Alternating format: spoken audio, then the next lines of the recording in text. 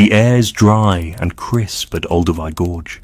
Acacia trees sway in the faint breeze. Beneath our feet, sharp flakes of volcanic glass crunch underfoot. In this land, now part of northern Tanzania, the story of us begins. It is not a tale of kings or empires. It is older, simpler, more profound. We are not yet farmers. We are not yet artists. We are survivalists on a shifting savanna where every day is a test. Here, some 2.6 million years ago, our ancestors craft the first Oldowan stone tools, unassuming flakes of basalt and quartzite, struck deliberately from rounded cobbles, simple in form, revolutionary in impact. With a single blow, we unlock the marrow of antelope bones, scrape meat from hides, and crack open a future defined by ingenuity. These tools are not toys. They are extensions of intention, and they mark a turning point. For the first time, thought shapes stone. The climate is volatile. Global temperatures fluctuate with glacial rhythms. Rainfall patterns shift across eastern Africa. Grasslands stretch across the rift valleys, punctuated by volcanic hills and ancient lakebeds. The animals we encounter, saber-tooths, giant pigs, short-necked giraffes, belong to a world both alien and familiar. But nothing defines our moment more than risk. A single drought, a wounded limb, a lion at dusk, and we vanish. A cold snap can starve a band in days. Fossilized pollen and isotope records tell us the average temperature swings 5 degrees Celsius in a single millennium. Adaptation is not a choice. It is survival. Our brains are smaller than they will be. Our hands are rough. Our language likely primal. But we organize. We learn. We pass down gestures, knowledge, intuition. There is no fire yet, no shelter but the open sky. And yet, we are already reshaping the land through thought. Archaeologists uncover stone scatters here, cut-marked bones, percussion flakes, hammerstones pocked from repeated use. There is order in the chaos. Some researchers argue over intent. Were these tools planned or just opportunistic? But repeated patterns and their spread across continents suggest design, not accident. The debate continues, but one fact is clear. From here, we do not turn back. This is not just the story of Homo habilis, the handy human. This is our shared inheritance. Every chipped stone is a declaration. We refuse to be defined by our limits. In a world that changes faster than our bodies, only one thing keeps us alive: our minds. If this scientific journey inspires you, please like and subscribe to continue the adventure. Tell us where you're watching from and what time it is on your side of the planet. Let us explore the epic story of survival and invention. Together, we leave no words behind, only footprints. In the shifting silt beds of Illoret, Kenya, the earth holds a memory older than language. Imprinted in hardened volcanic ash are the footsteps of Homo erectus, preserved for over 1.5 million years. Dozens of them, a trail across time. Each print is about 20 centimeters long. The toes splay slightly, the heel strikes first, the arch lifts off last. It is not an ape's shuffle. It is a confident human stride. We walk upright now, habitually, efficiently, and together. This is no isolated traveler. These prints tell of a group, likely moving as a unit across a lakeshore, adult males, females, juveniles, evidence of a social band. The gait is steady, the direction unified. They walk not only with balance, but with purpose. We may not yet speak in full sentences, but we coordinate, we travel, we belong. Above the ground, the world is in flux. The East African rift continues to pull the land apart. Earthquakes split rock. Volcanic eruptions leave behind the very ash that fossilizes our passage. Climate oscillates between dry and humid every few thousand years. Savannas stretch wide, dotted with wetlands, fig trees and predators that test our every move. Here, we rely on strategy, not strength, to survive. We have fire, perhaps only as opportunistic flames, but our tools are evolving. Stone hand axes appear in sites nearby. At Cocos Soleil, not far from here, Acheulean tools emerge almost 1.76 million years ago. Symmetrical, teardrop-shaped, flaked with intention.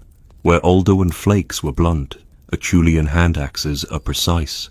With them, we butcher animals, split wood, even dig for roots.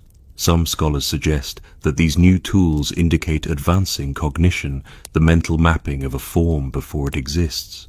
Others note that the social structure required to teach such skills implies learning, repetition, memory. No longer are we solitary opportunists.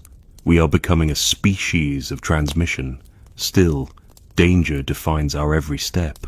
Fossil remains of Homo erectus bear cut marks from both predators and rivals. In this world, even the wind carries a lesson. When to move, when to wait, when to watch. And now, we walk upright not only to free our hands, but to scan the horizon, to act as one. One print curves slightly to the left. Another deepens at the ball of the foot. These are not the marks of heroes, but of survivors. There are no names here, no monuments. And yet, these are our first roads. Their feet were rough, their days were uncertain, but their path leads to us. The cave is dark, silent, but deep within, a whisper remains. The scent of smoke, embedded in ash that has not burned in nearly 1,000,000 years. We are in Wonderwerk Cave, at the edge of South Africa's interior plateau. The air outside is dry. The wind gusts through high grasslands, rattling thorn trees. Inside the cave, archaeologists uncover something extraordinary. A fine layer of blackened sediment, buried nearly 30 meters from the entrance, dated to approximately 1,000,000 years ago. It is not just soot. It is proof of something more profound. Here, in this hollow of sandstone, our ancestors controlled fire. Not fire struck by lightning, nor flames briefly stolen from a brush fire, but embers deliberately maintained, carried inward, sustained in darkness. Microscopic analysis of the ash reveals carbonized plant matter, bone fragments burned at low temperatures, and char particles embedded in situ. These are not the signs of natural wildfire. They are signs of a hearth, of intention. We are not certain which hominin species lived here. Perhaps Homo erectus, perhaps an early Homo heidelbergensis. But whoever they were, they altered their fate. Fire offers more than light and warmth. It grants protection from predators. It softens tough roots. It deters insects. And above all, it transforms raw flesh into sustenance. Outside the cave, temperatures dip sharply at night, sometimes below 10 degrees Celsius. With fire, we can remain. Without it, we retreat. The ability to tame flame opens new habitats, extending our range beyond the equator. Yet, this power is not guaranteed. Fire requires patience, foresight, responsibility. Wood must be gathered, embers preserved, wet fuel avoided. This is not a solitary act. It is collective behavior. Fire draws us inward. It anchors us. In the flickering shadows, we begin to see each other, to teach, to mimic, perhaps even to share. Still, much is unknown. Did we ignite flame ourselves, or merely carry it from nature's offering? The archaeological debate continues. Some argue that true ignition does not appear until later, at sites like Gesher Benot Yaakov. Others insist this is enough, that sustaining fire within a cave marks the threshold of mastery. One thing is clear. Something has changed. Before, we followed the rhythms of the earth. Now, we begin to shape them. Fire is our first technology to alter the environment, and ourselves. From this ash, civilization will one day rise. We do not just find fire, we begin to master it. At the banks of the ancient Jordan River, in what is now northern Israel, lies Gesher Benot Yaakov, a lakeside site that holds the embers of a turning point. Here, among flint flakes and butchered elephant bones, scientists uncover compelling evidence. Clusters of charred wood, scorched flint tools, and bone fragments split and cracked by heat. This is not the residue of a passing blaze. This is the footprint of sustained, organized fire use, approximately 780,000 years ago. For the first time in the archaeological record, fire appears not just as survival, but as culture. We return to the same hearths again and again. The ash layers accumulate in patterned spots across the site, not scattered but deliberately placed. Wood is selected from specific species, indicating knowledge of burn quality. Bones are fractured lengthwise, not for sport, but to extract the nutrient-rich marrow inside. Here, fire does not only warm our hands, it transforms our diet, unlocking calories and shortening digestion. Cooked food fuels our expanding brains. The nearby lake teems with life. Elephants roam the shoreline. Turtles crawl through reeds. We gather nuts and wild fruit in season, roast water lilies, steam fish wrapped in leaves. This isn't just subsistence. It's the beginning of a culinary mind. Our tools evolve in parallel. Hand axes become thinner, more symmetrical. They are made not where the stone is found, but brought from afar.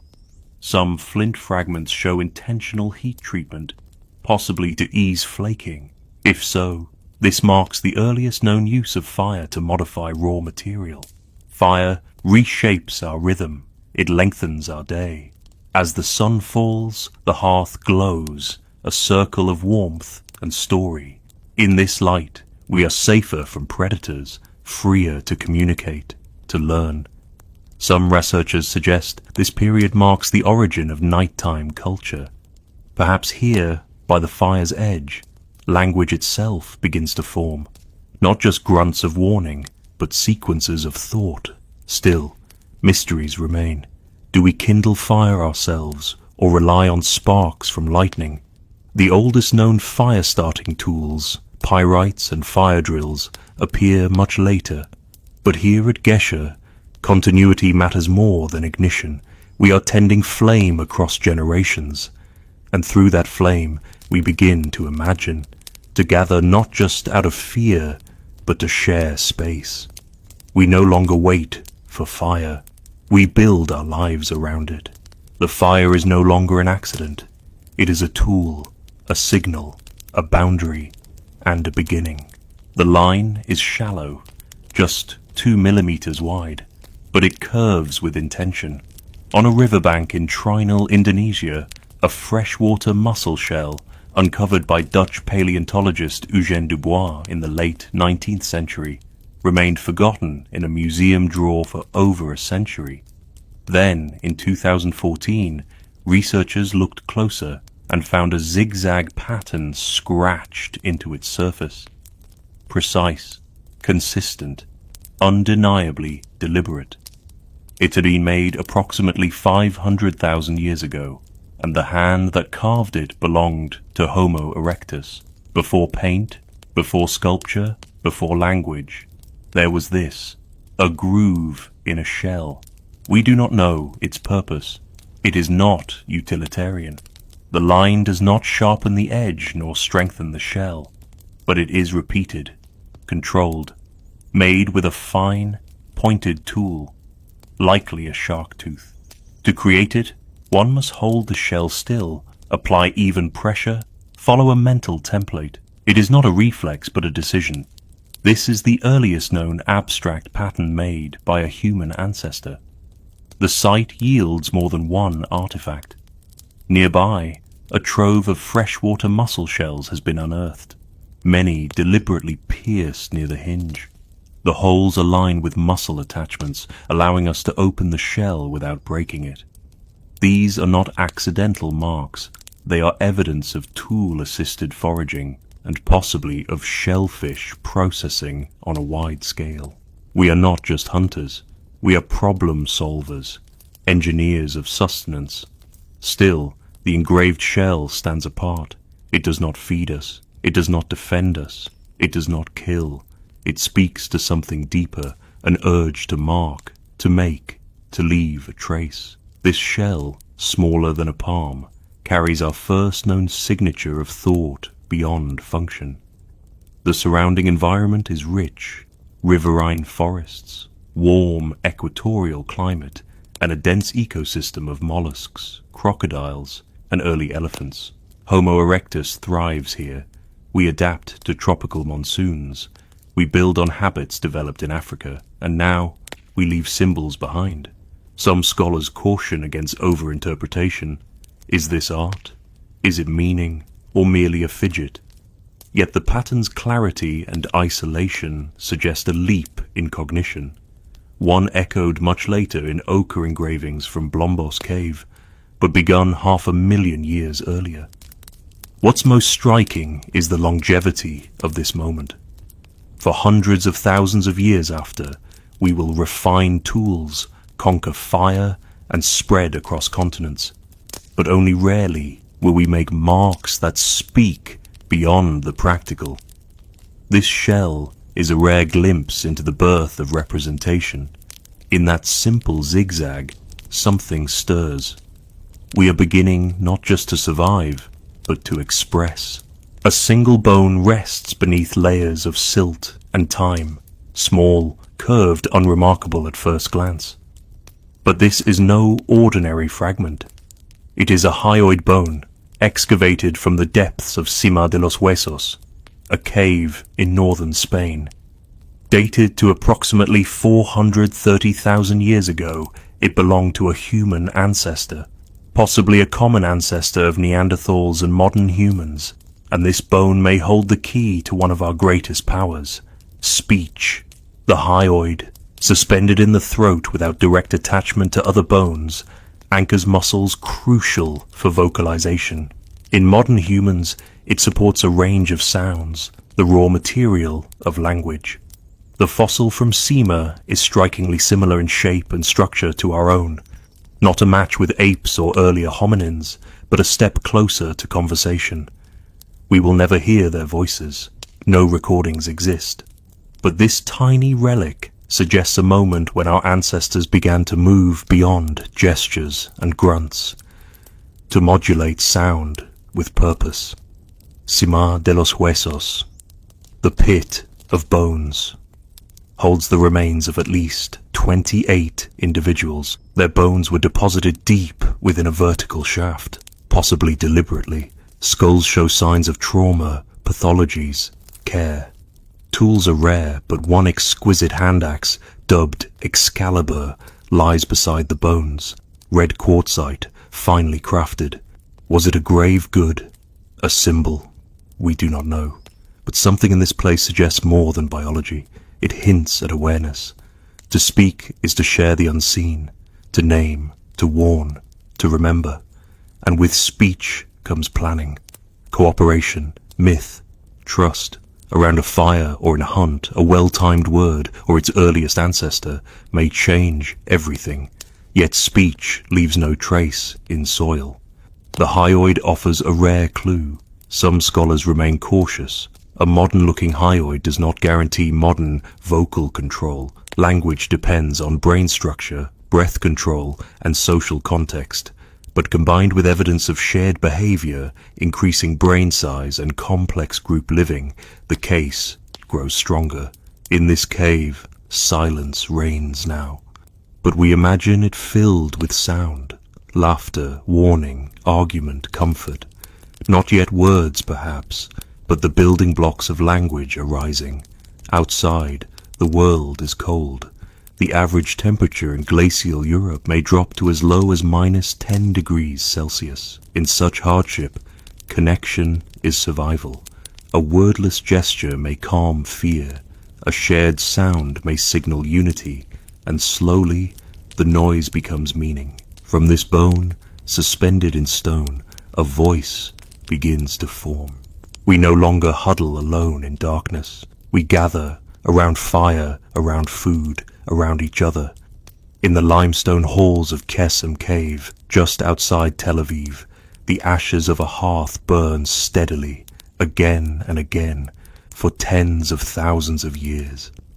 The sediments, dated to approximately 400,000 years ago, preserve layer upon layer of charcoal, burnt bones, and flint tools.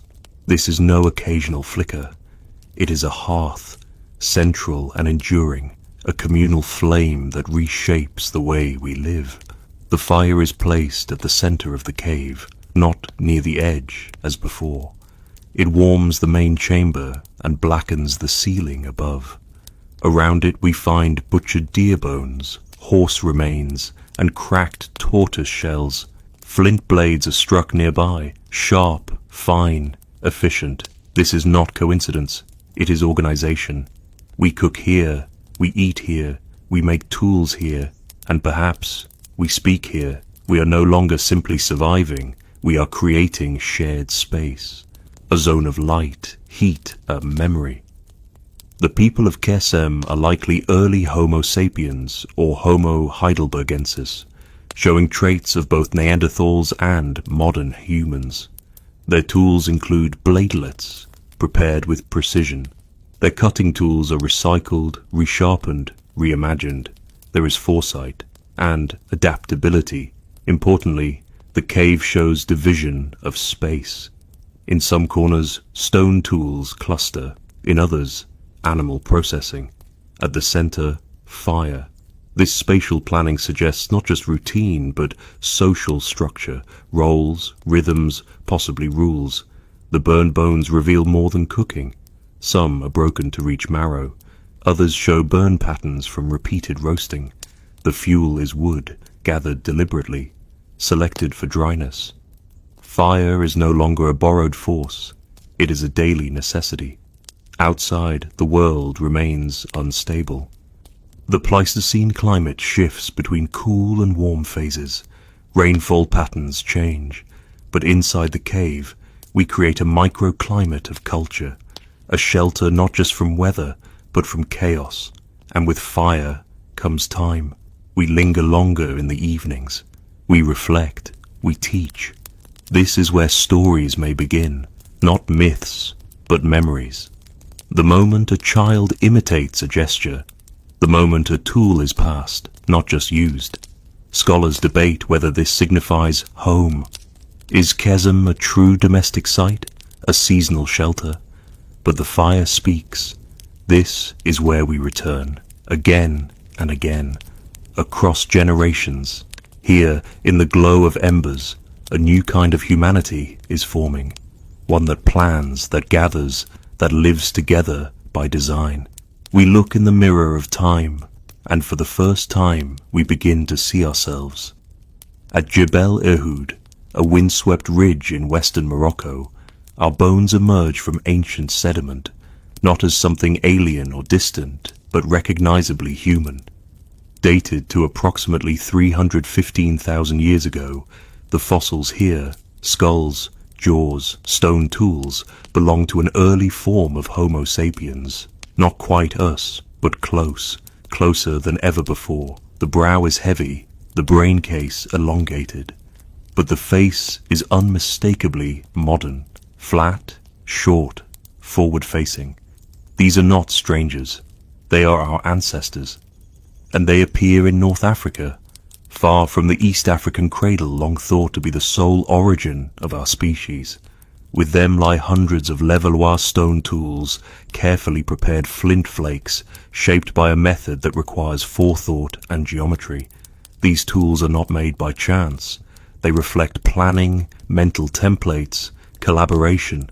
Some are heat-treated, evidence of fire use in the tool-making process, one of the earliest of its kind. We live here near the edge of a savanna, amid shifting grasslands and open woodlands. Isotope analysis shows diets rich in gazelle and zebra, pursued in organized hunts. Burned animal bones reveal repeated cooking. Fire is not a novelty. It is part of life. But something larger is happening. Until recently, our species' emergence was thought to occur approximately 200,000 years ago in East Africa. But Jebel Ehud rewrites that narrative. It suggests a pan-African origin, that Homo sapiens evolved not from a single birthplace, but across regions in connected populations over time. This is not a sudden leap. It is a slow unfurling of cognition, behavior, identity. What makes these people sapiens is not just their bones, but their minds. We organize hunting parties. We manage fire. We choose specific stone types for specific tools. This level of adaptability points to cultural transmission, knowledge shared, taught, remembered, and yet the full modern human brain shape, the rounded skull, the compact cerebral vault, has not fully arrived. There is still evolution to come. These early humans stand at a threshold, not primitive, not fully modern. Becoming. Questions remain. How much did they speak? Did they bury their dead? Were there symbols, stories, beginnings of art? No clear evidence yet, but their tools, their fire, their survival in a harsh and changing world, all speak of a species becoming something new. A species ready not just to adapt, but to transform. The cold bites deep. The wind cuts across the open steppe, carrying the scent of pine and snow. And yet we stand, not in fear, but in formation. In Schöningen, northern Germany, archaeologists unearth a scene frozen in time. 8 perfectly preserved wooden spears, some over 2 meters long, alongside butchered remains of wild horses. They date to approximately 300,000 years ago, and they change everything. We are hunters, not scavengers, not mere opportunists, but strategic, coordinated predators. These spears are not broken sticks. They are carefully carved from spruce and pine, balanced in weight, sharpened with intent.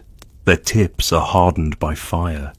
They are designed for throwing, projectile weapons, in an age before bows.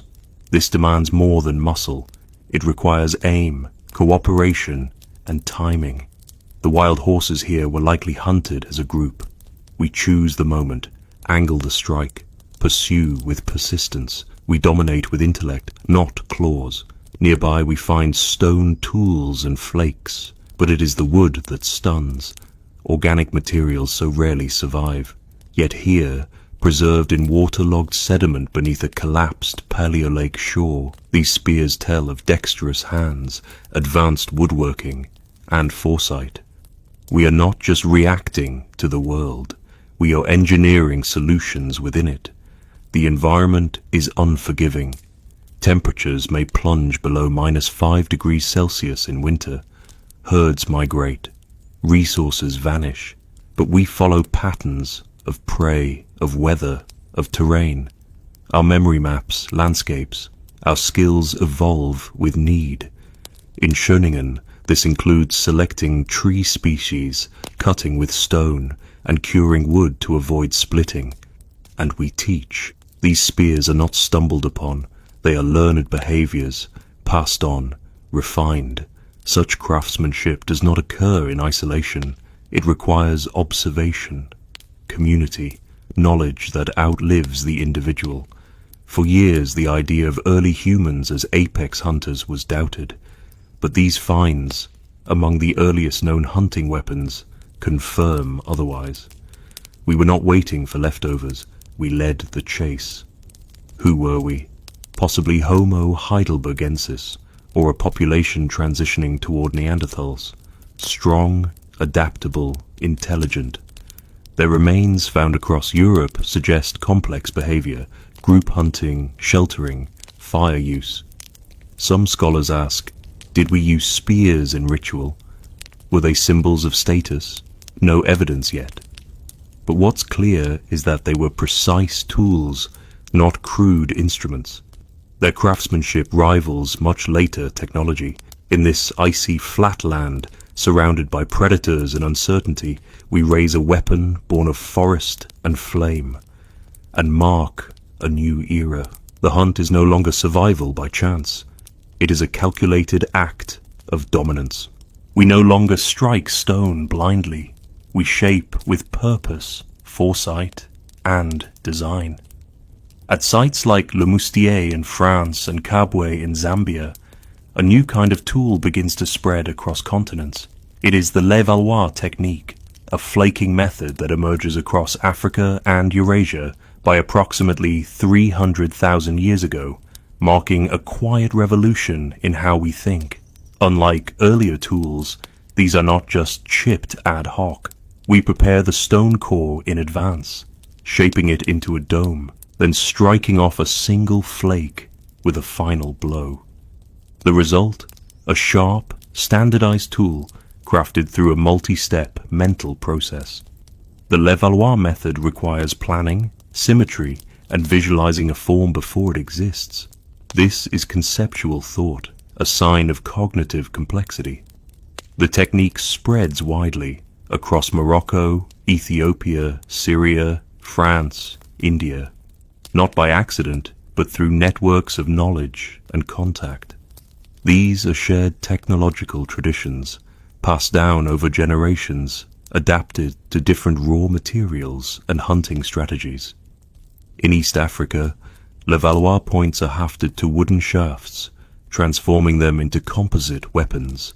In Europe, they are used to butcher game, carve hides, dig roots. At Kabwe, a skull of early Homo sapiens is found alongside such tools, robust, powerful, yet paired with a method that values precision over brute force. This is not just tool use, it is tool culture. Archaeological layers show repetition.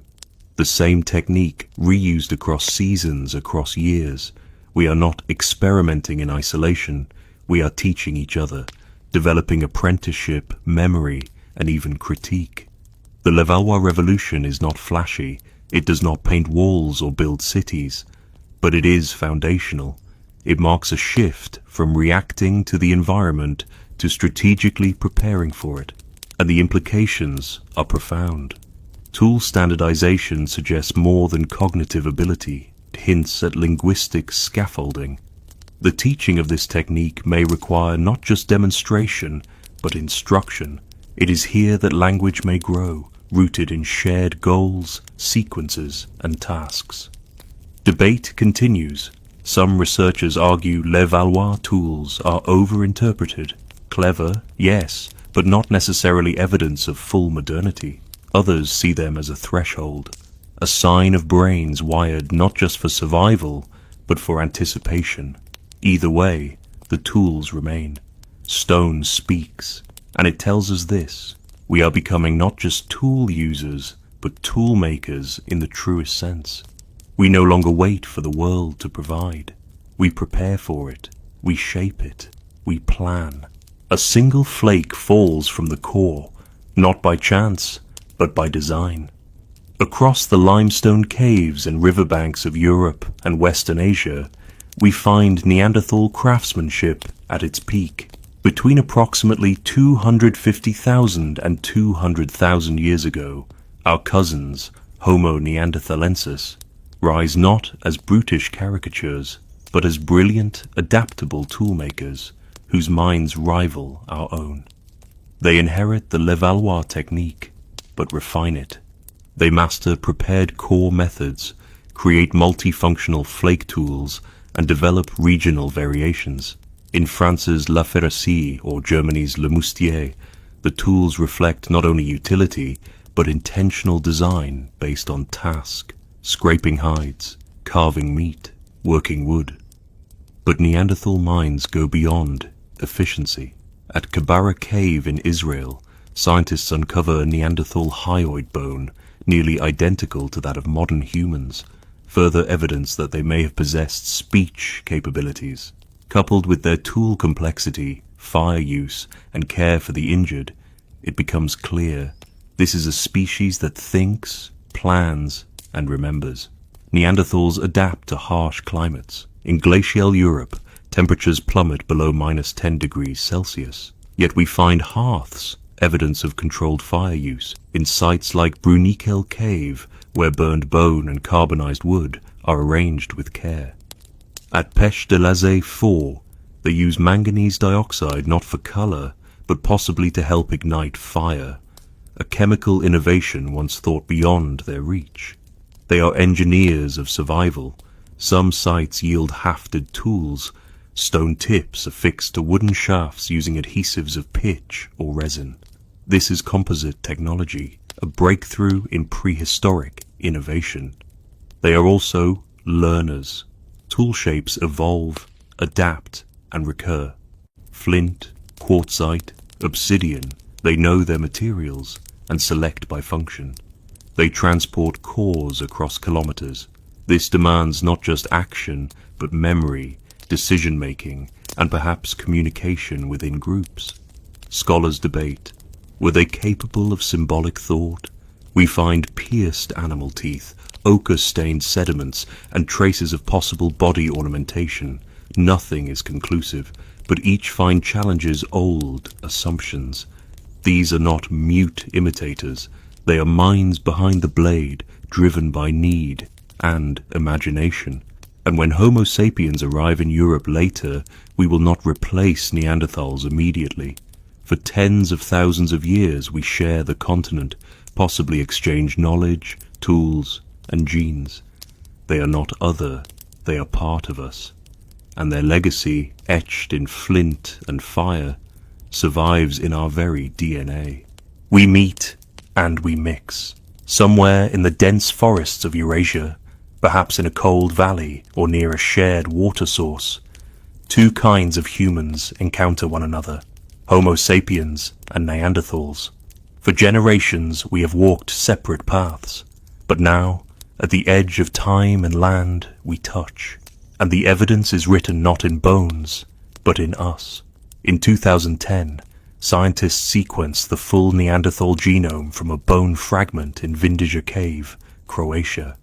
The revelation is staggering. Between 1% and 4% of modern human DNA outside Africa comes from Neanderthals.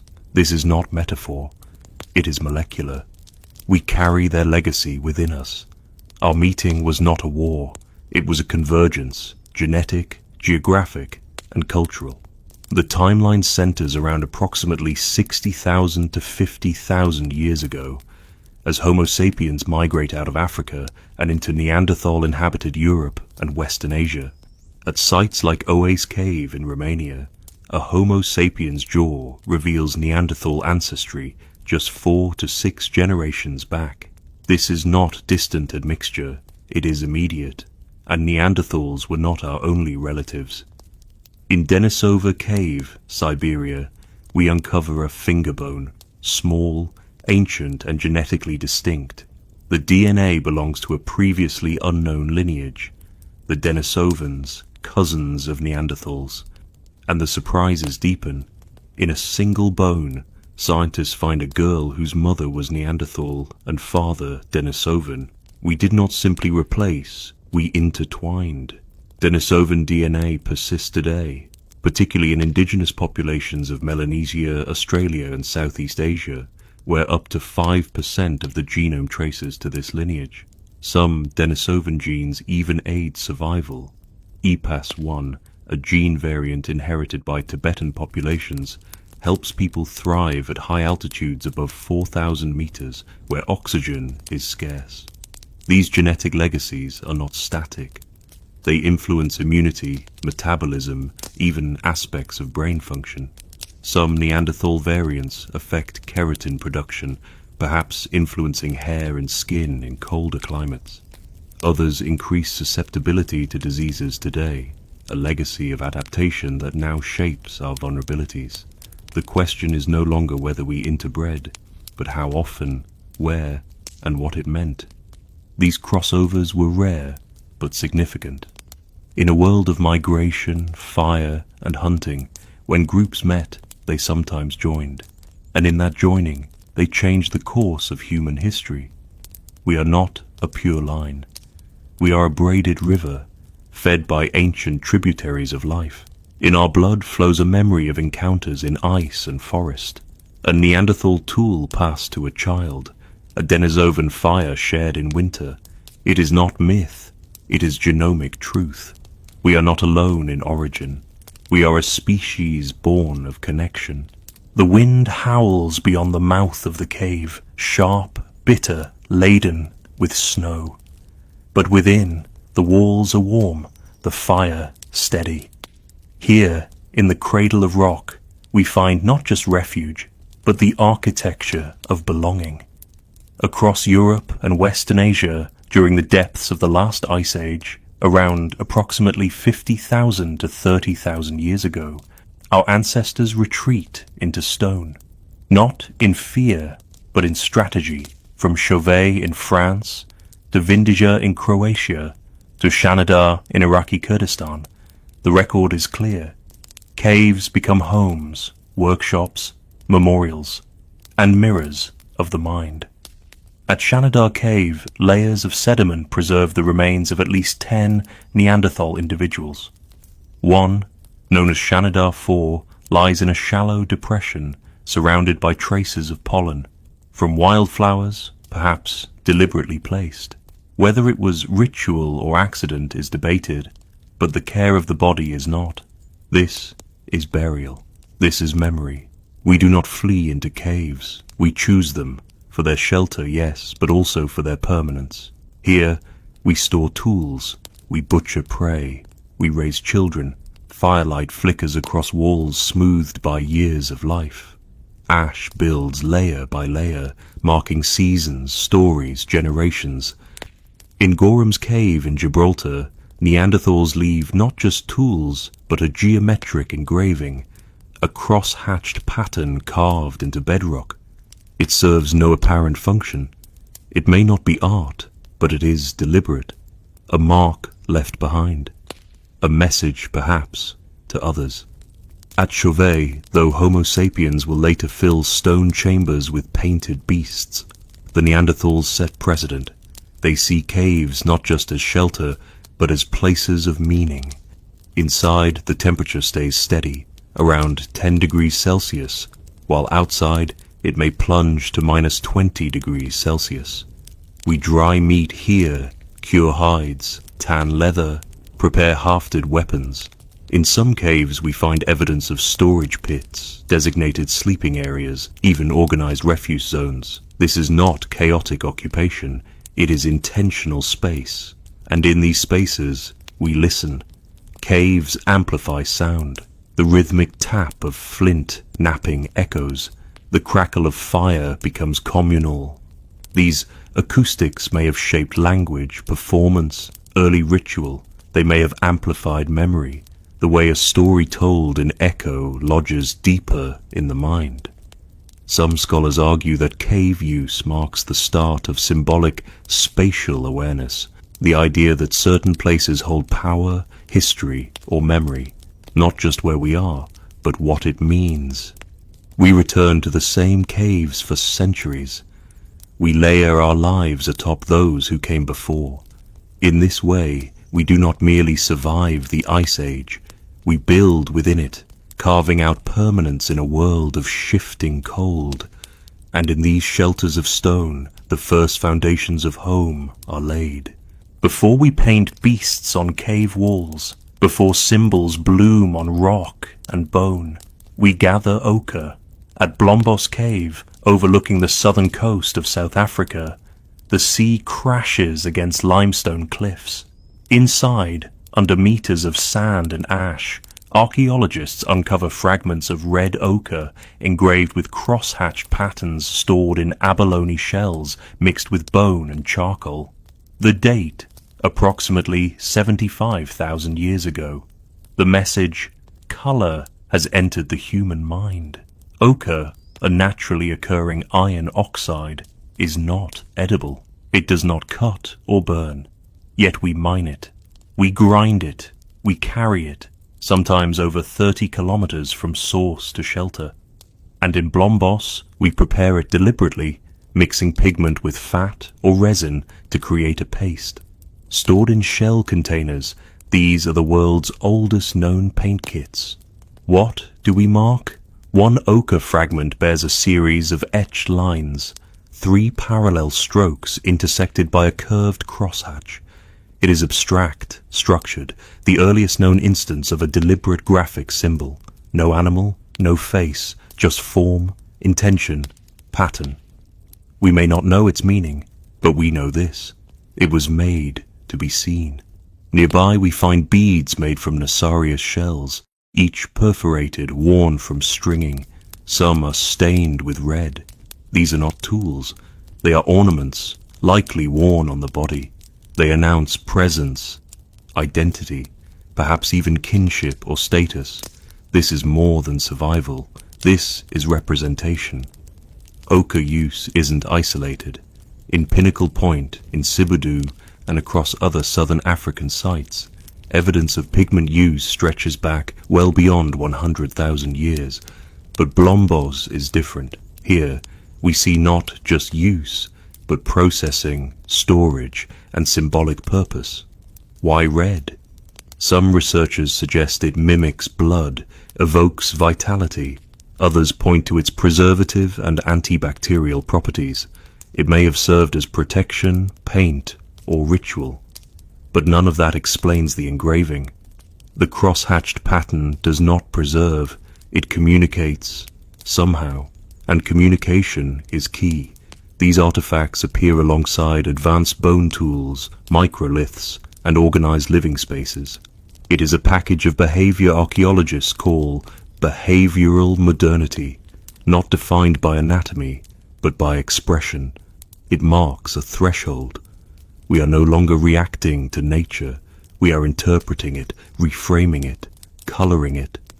From ochre dust ground on stone, mixed with marrow and fire, comes the first whisper of art, not yet roaring on the walls of Lascaux or Chauvet, but beginning quietly, in a shell, in a line, in a mind awakened to more than the material world.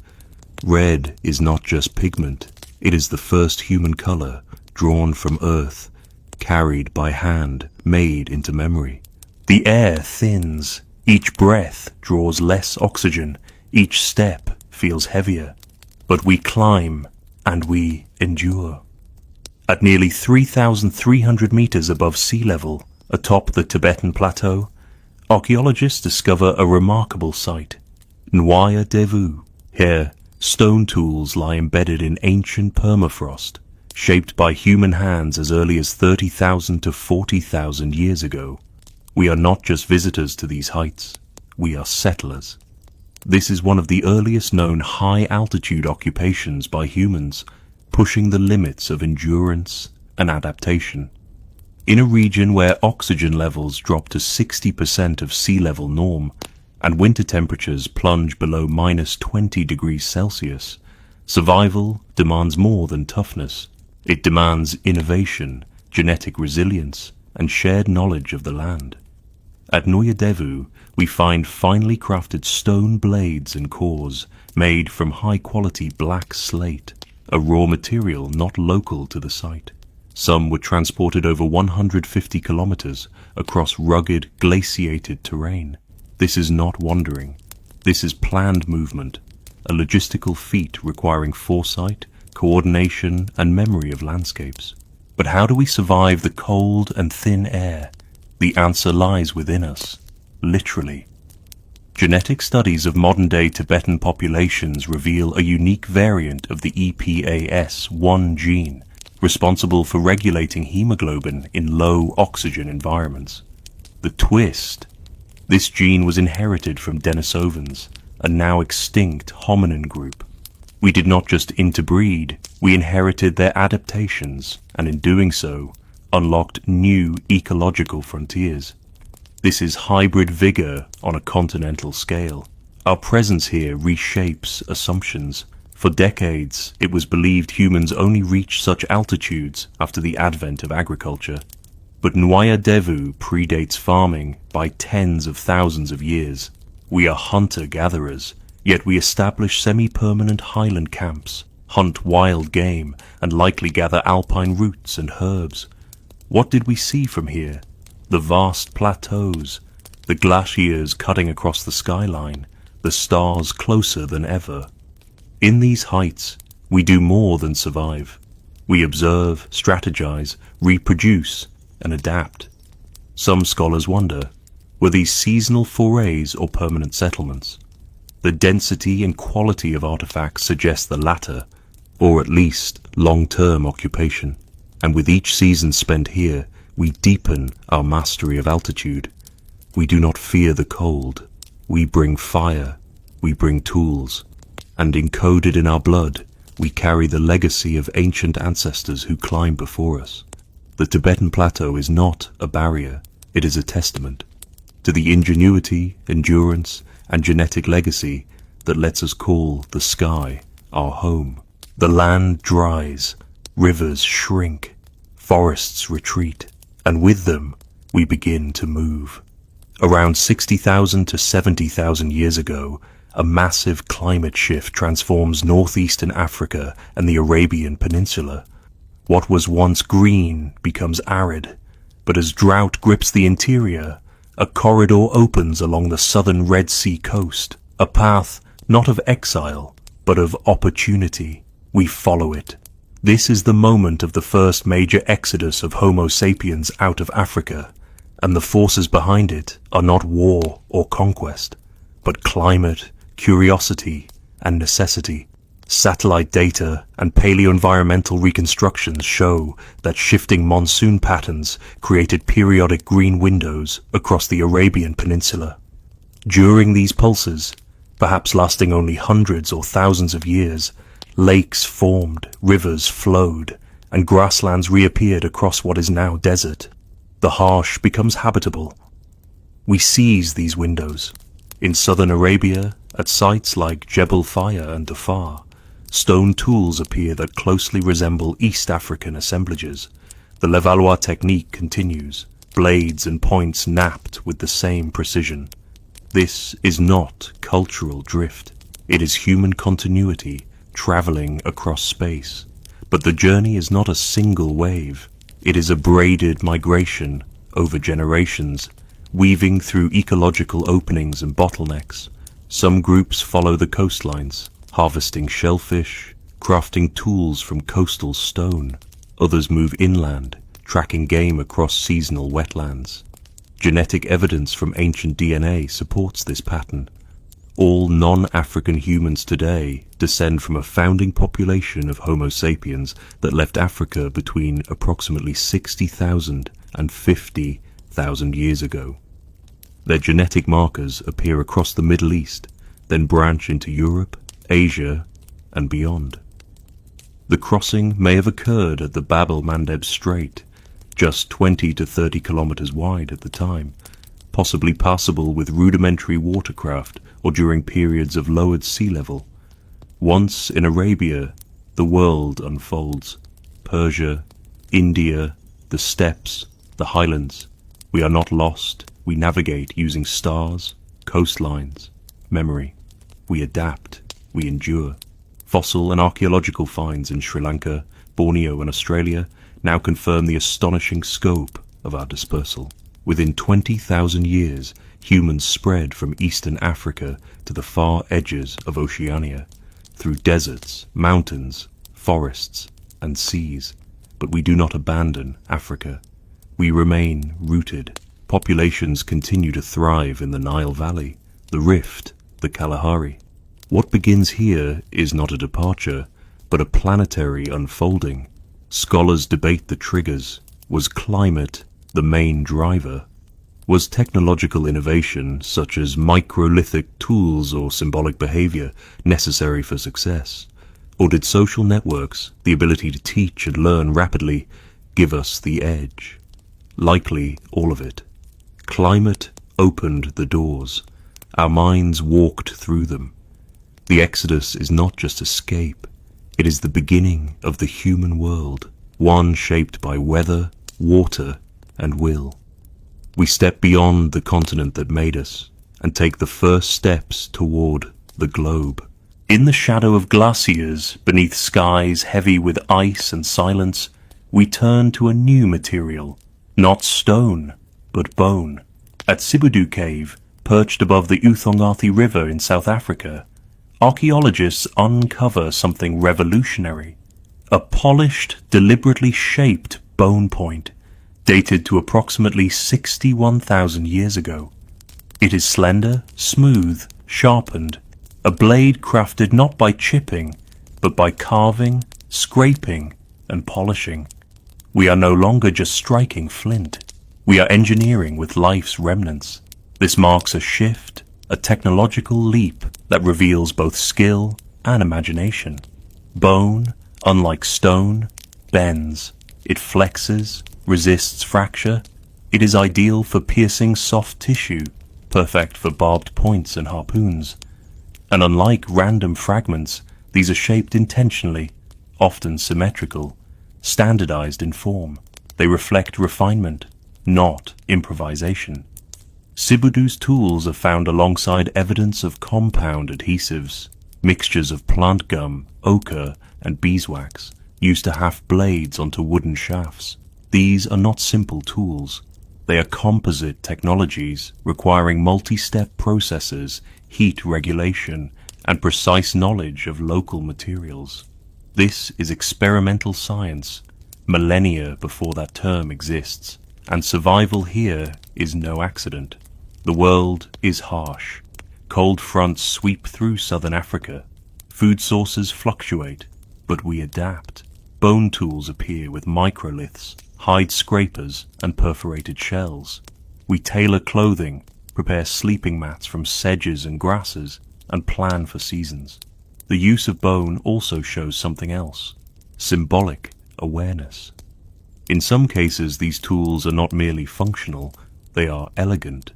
Some are engraved, others painted with ochre. At Katanda, in the Democratic Republic of Congo, even earlier bone harpoons, dated to approximately 90,000 years ago, suggest deep aquatic knowledge and aesthetic attention. Scholars once believed bone technology was a late Upper Paleolithic innovation. Sites like Sibudu and Katanda rewrite that view. We see now that African populations developed these technologies tens of thousands of years earlier, challenging Eurocentric models of cognitive awakening. This is part of a larger behavioral package: fire management, abstract marks, pigment processing, structured spaces, and it is passed on. These tools are not one-offs. They are taught, refined, remembered. Still, questions remain.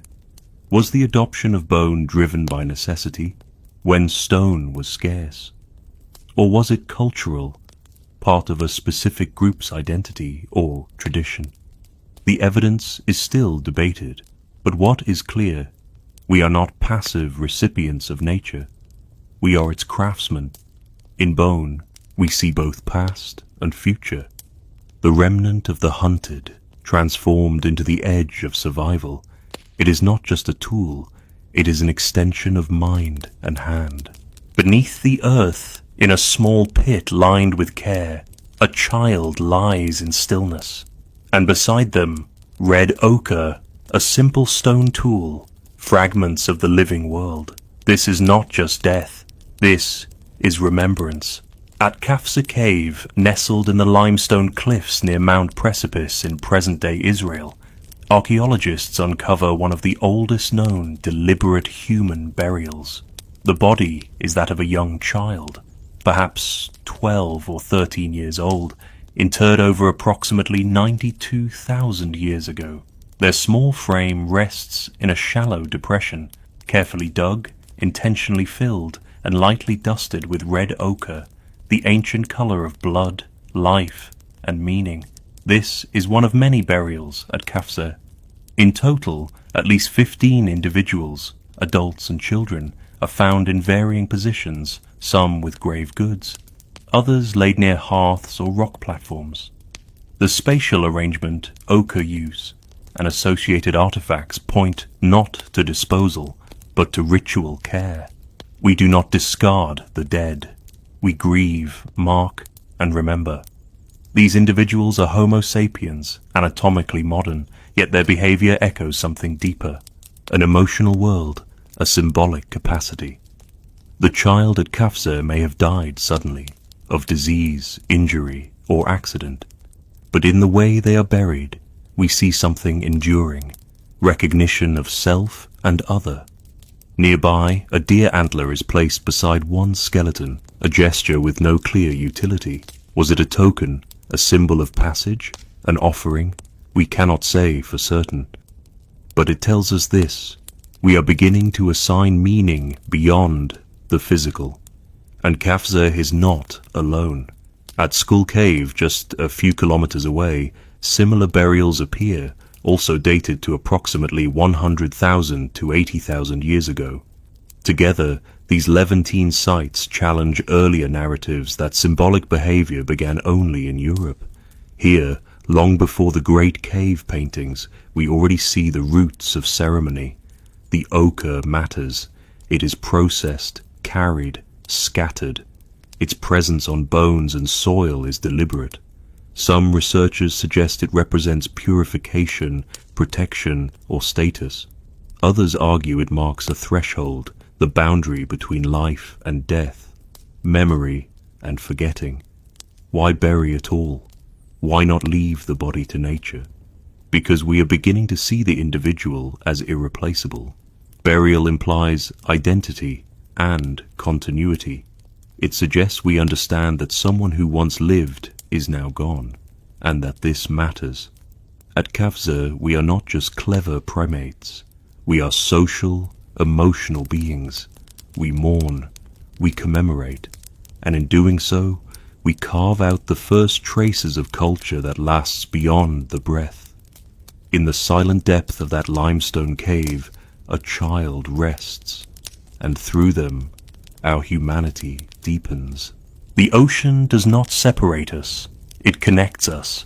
By approximately 50,000 years ago, our ancestors gazed beyond the shore, not with fear, but with vision. From the coastlines of Southeast Asia, they build rafts, dugouts, or lashed-together flotation devices, launching across water gaps toward unseen lands. The evidence? Their footprints, left not in sand, but in stone tools, ochre, and bones, found in Australia, New Guinea, and surrounding islands. This is not a myth. This is the earliest confirmed sea crossing in human history. To reach Sahul, the ancient combined landmass of Australia and New Guinea, we must cross at least 70 to 100 kilometers of open sea. Even at the time of lowered Ice Age sea levels, no land bridge connects us. No accident delivers us. These voyages are intentional, requiring planning, cooperation, and navigation skills. At sites like Madjed Bebe in northern Australia, stone tools, grinding stones, and ochre reveal human occupation as early as 65,000 years ago. Microscopic analysis shows use of seed processing, woodworking, and pigment preparation, a rich cultural toolkit arriving almost instantly upon landfall. We do not trickle in, we arrive prepared. In the highlands of New Guinea, we later cultivate yams, taro, and bananas, some of the world's earliest agriculture. But even in these early phases, we adapt to new ecologies, hunt marsupials, use fire to manage vegetation, and build sophisticated social networks across great distances. This maritime dispersal likely began further west. In Wallacea, the string of islands between Sunda, mainland Southeast Asia, and Sahul, tools appear in Flores, Sulawesi, and Timor, often associated with Homo sapiens, and occasionally even earlier hominins like Homo floresiensis. The repeated pattern of colonization across islands confirms one thing: we do not fear the sea. We engineer against it. Some scholars model these early crossings with computer simulations. Even with drift, wind, and primitive vessels, successful landfall is possible, but only with group effort and knowledge of tides and direction. This suggests not just survival, but maritime culture, an ability to store water, plan food, and transmit knowledge across generations. And with each crossing, our world expands. The sea becomes not a void, but a path, a highway of dispersal and exchange, stretching from Africa to Oceania. This moment changes everything. We are no longer bound by continental terrain. We are planetary, seeking not just where we can survive, but where we can go next. And in our minds, we carry the shape of the ocean. Before we write, before we build monuments, we adorn. At Grotte des Pigeons in Tafaralt, Morocco, and across ancient shelters from Blombos to School, archaeologists uncover tiny objects that whisper of identity. Shell beads, pierced by hand, smoothed by wear, and often stained with red ochre, dated to approximately 82,000 to 70,000 years ago. These are the earliest known personal ornaments, and they tell a story far deeper than decoration. They are tiny, yes, but they represent a seismic shift in human cognition. Each bead requires time, tools, and intention. Selecting the shell, piercing it without breaking, threading it onto sinew or fiber. We find them grouped in clusters, not scattered randomly.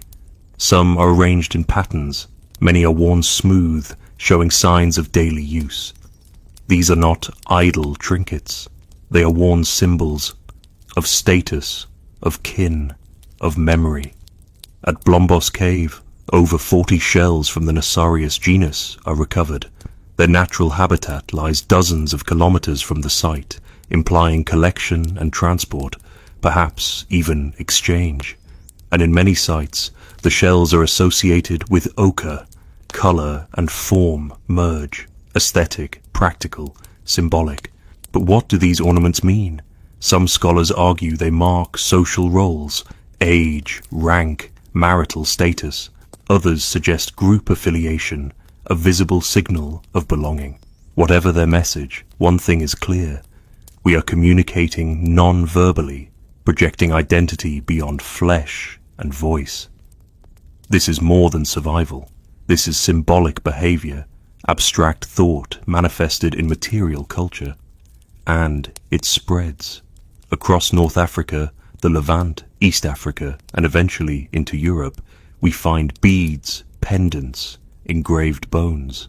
In France and Spain, later examples include teeth, ivory, and even amber. Ornament becomes expression, a visual language shaped by region and imagination. We are no longer defined solely by tools or hunting strategy.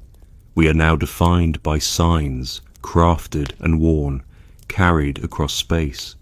Even the smallest child may have worn beads.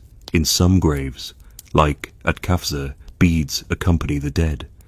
This is cultural transmission, teaching meaning, value, and style through generations. Why does ornament matter? Because it marks the birth of externalized identity. Through it, we begin to sculpt not just the world, but how we appear within it. We do not just live, we represent. And in each pierced shell, each drop of red, we trace the earliest outlines of self, not just as bodies, but as symbols in motion. Beneath a sheltering cliff on the southern coast of Africa, the sea crashes against ancient rocks. Within the layers of sand and ash at Blombos Cave, we uncover a sliver of stone, small, ochre red, and engraved with lines that change everything. It is approximately 75,000 years ago. We hold the oldest known graphic symbol. The artifact is unassuming, a piece of silkrete ochre just a few centimeters long, cross-hatched with deliberate intersecting lines. 3 vertical strokes, overlaid with 6 shorter diagonal ones, carved with precision. It is not random, it is not accidental, it is a design, abstract, intentional, conceptual. We are witnessing the earliest evidence of graphic expression, not a depiction of an object or animal, but a pattern, an idea rendered in lines. It is not the first use of ochre, nor the first sign of symbolism, but it is the first drawing, and it was made by us. Homo sapiens, long before we paint caves in Europe, long before we carve figurines or inscribe bones. This engraving is a quiet revolution. the spark of visual thought made permanent. Blombos Cave tells more than one story. Alongside the engraved ochre, archaeologists find shell beads, bone tools, and a pigment processing toolkit. Abalone shells containing ochre paste mixed with marrow, crushed bone, and charcoal. Dated to approximately 100,000 years ago, these are the oldest known paint kits, suggesting a long tradition of symbolic behavior. But the engraving stands apart. It is not utility, it is representation. We don't know what it means. Perhaps a mark of ownership, a clan sign, a counting device, or a message known only to its maker. But we know this. It is the result of thought, of intention beyond function. This tiny piece of stone forces scholars to rethink old narratives, that art, abstraction, and complex cognition emerged only in Europe. Here, in southern Africa, tens of thousands of years earlier, we are already thinking in symbols. The crosshatch pattern echoes through time. Later, similar motifs appear on ostrich eggshells, bones, and even stone tools across Africa and beyond. It may be coincidence, or a visual tradition passed down and reshaped across generations. This is how culture begins, not in towering monuments, but in quiet marks, carved in ochre, passed from hand to hand. We do not yet have writing, but here, at Blombos, we glimpse its roots.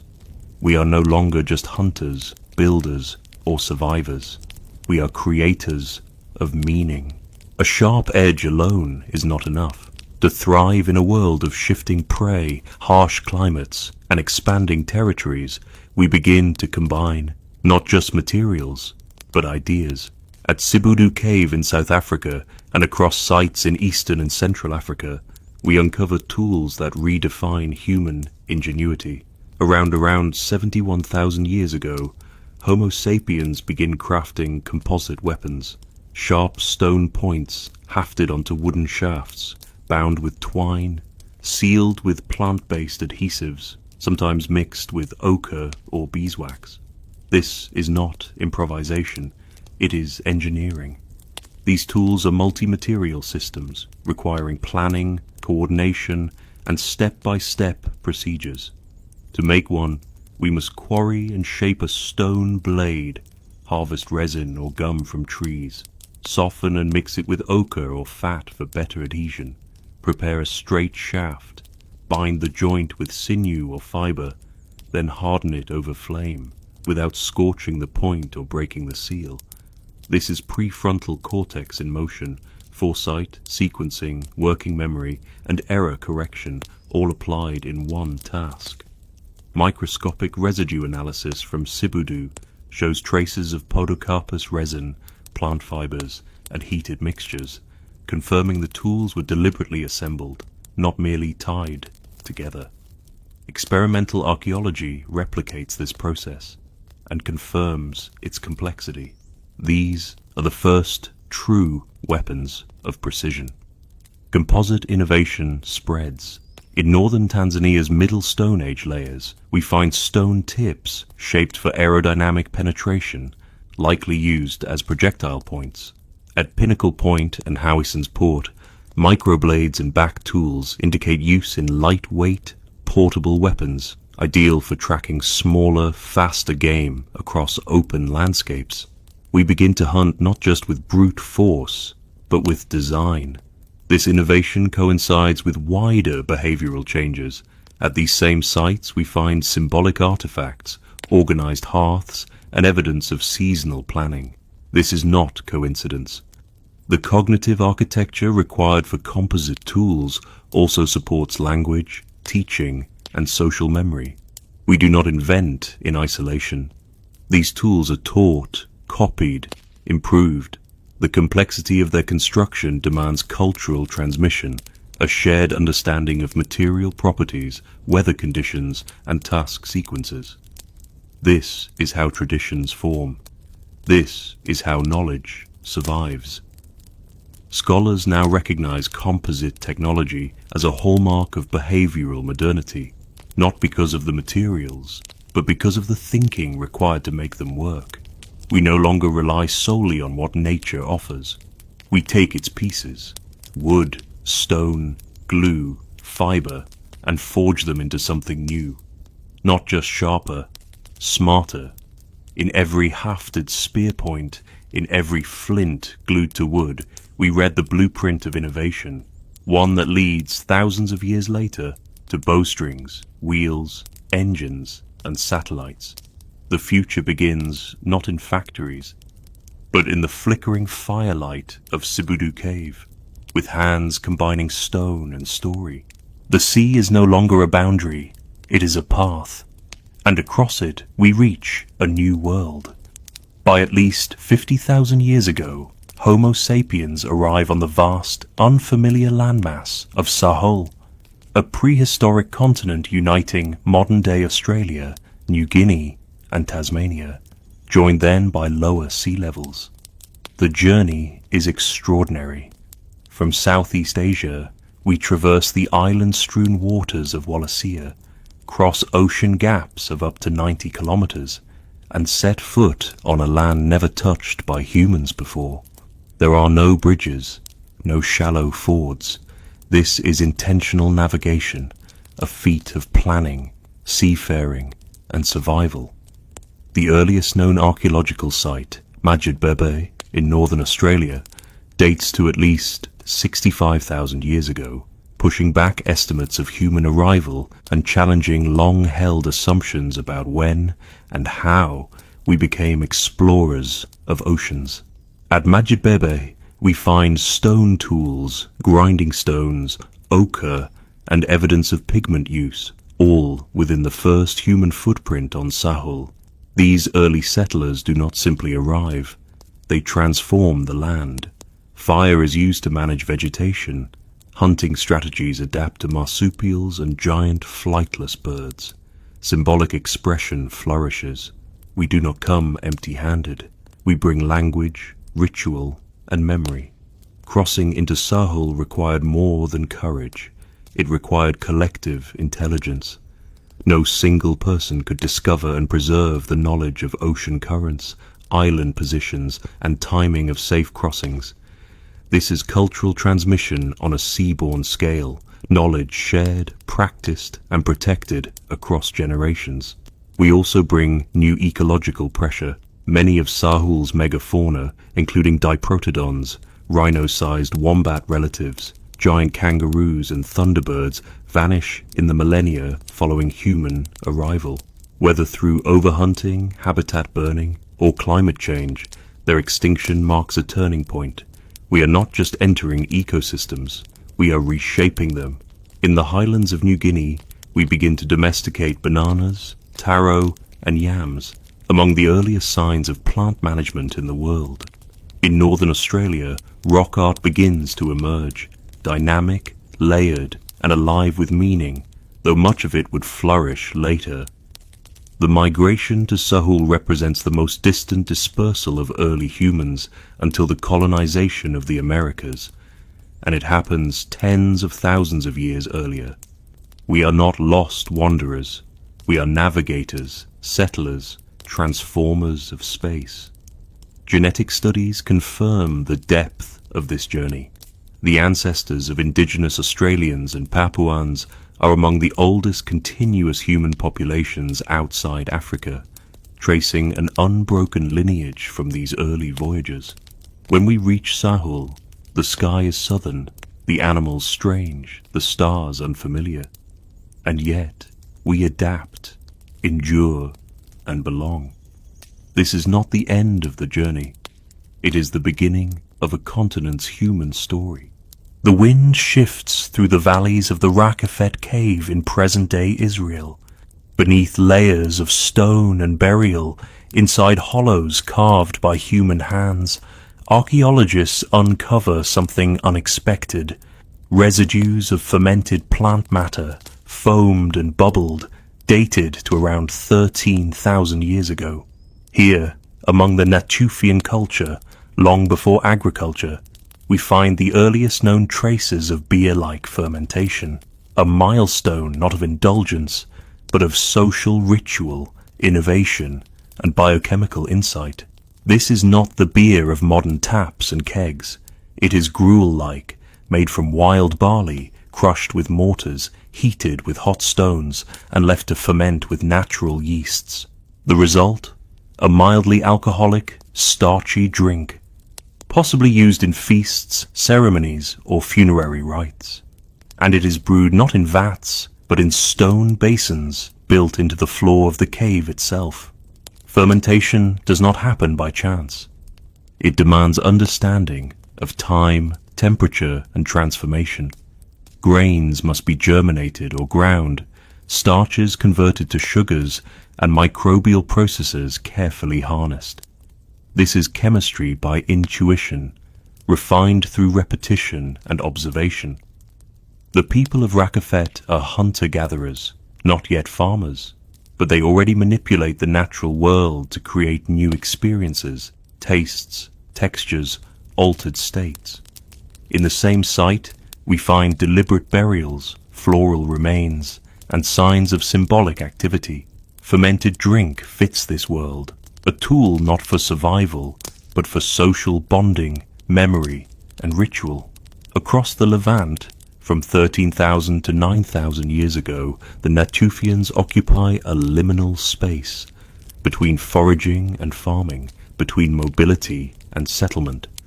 They grind grains, store seeds, and tend wild stands, precursors to domestication. Fermentation may have been part of this transformation, a taste of stability before the fields. Some scholars argue that the need for consistent fermentation may have driven the earliest cultivation of cereal crops. Not bread, not porridge, but beer. A theory still debated, but one that highlights fermentation as more than sustenance, as culture. This moment is not isolated. In China, at Jiahu, fermented beverages appear by 9,000 years ago, made from rice, honey, and fruit. In South America, chicha beer from maize follows. But Rakafet remains the oldest known site of intentional fermentation, deep in prehistory, in a cave once filled with scent, sound, and gathered memory. Why does this matter? Because fermentation is transformation, of matter, of mood, of meaning. It turns raw ingredients into shared experience, into stories told around firelight, into the ritual of remembering the dead or celebrating life. We do not merely drink, we craft, we ferment time, and with every sip, we deepen the bond between biology and belief.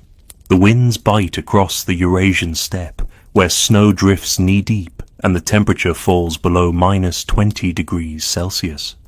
In this world of permafrost and scarcity, we find shelter, not in caves, but in something more extraordinary. Homes made of mammoth bones.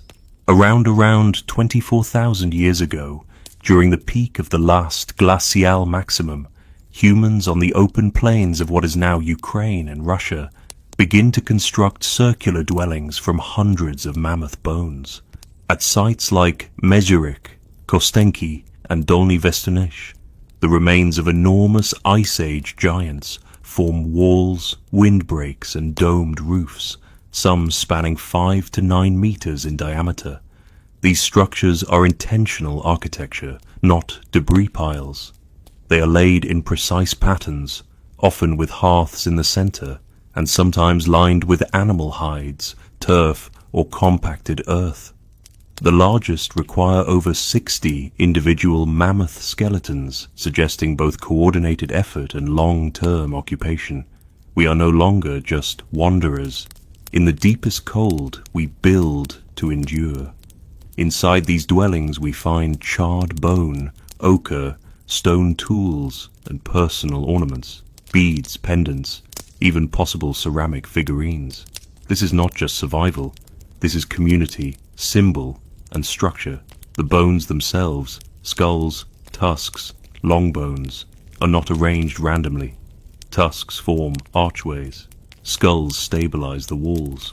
Smaller bones fill gaps. We see pattern, symmetry, and intention. But how do we acquire so many mammoths? Some may be scavenged, natural deaths accumulated over time. Others are likely hunted with spears and cooperative strategy. The sheer number of bones suggests deep knowledge of animal behavior, migratory timing, and resource management. And the shelters vary. Some are solitary, others appear in clusters, villages of bone, built seasonally, possibly used by related groups returning year after year. In places like Mejurish, tools found inside are worn down, suggesting prolonged use, perhaps over multiple winters. To live here is to plan, to anticipate snow, store food, preserve fat, and keep fire alive. In the central hearths, fires once burned at 12 degrees Celsius above ambient, their smoke rising through carefully constructed vents. The mammoth itself is more than meat or wool. It is a pillar of Ice Age life. Its bones house us. Its fat warms us. Its tusks become tools, art, and memory. And yet, by approximately 10,000 years ago, this giant vanishes from the mainland. Climate shifts, hunting pressures, and changing ecosystems converge. The last mammoths survive only on Wrangel Island in the Arctic, isolated remnants of a vanished age. The shelters remain. Frozen in loess and soil, they remind us that even in the harshest environments, we do not just endure, we engineer. We create homes from extinction's edge, shaping bone into boundary, hearth into heart. We speak, and the world changes. Though the air carries no fossil record, and words leave no bone behind, the evidence of language, its emergence, evolution, and impact, is written in our anatomy, our tools, and our shared behavior. And by 50,000 to 40,000 years ago, we see the unmistakable signs of a world increasingly shaped by speech. Language doesn't fossilize, but its architecture does.